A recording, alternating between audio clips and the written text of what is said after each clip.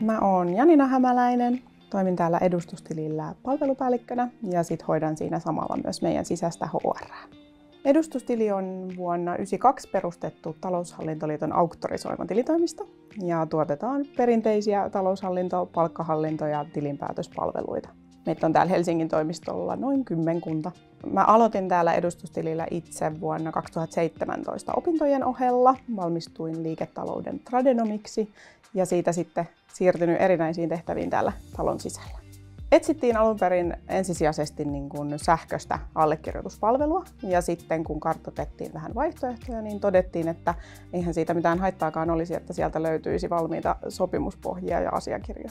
Käytetään Docueta tilinpäätösten allekirjoittamiseen, mutta sen lisäksi hoidetaan meidän sisäiset HR-asiat, niin kuin esimerkiksi työsopimukset ja kaikki asiakassuhteen hallintaan liittyvät, kuten esimerkiksi toimeksiantosopimukset, niin suoraan Docuen kautta.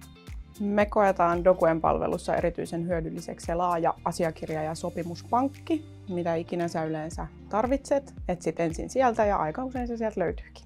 Meitä hyödyttää erityisesti se, että ne on juristien tarkistamia tai laatimia sopimuksia ja asiakirjoja, tekee siitä paljon luotettavampaa.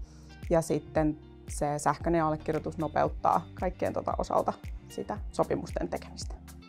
Tilinpäätösten osalta erityisesti Docuessa meitä hyödyttää se, että sinne voi asettaa allekirjoitusjärjestyksen, eli saat ensin asiakkaalta hyväksytyn allekirjoituksen tilinpäätökselle ja sen jälkeen voit toimittaa sen tilintarkastajalle allekirjoitettavaksi.